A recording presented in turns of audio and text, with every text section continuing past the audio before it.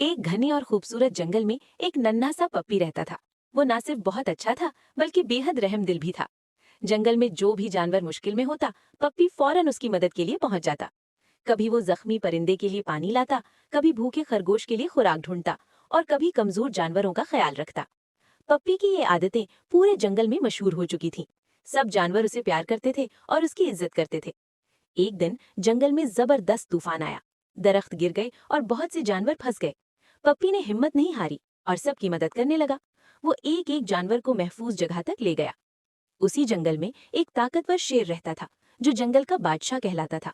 जब शेर ने पप्पी की बहादुरी और रहमदिली देखी तो वो बहुत मुतासिर हुआ।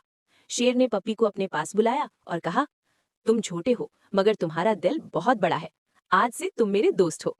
यूं पप्पी की दोस्ती जंगल के बादशाह से हो गई। इसके बाद पप्पी और शेर मिलकर जंगल में अमन कायम रखने लगे।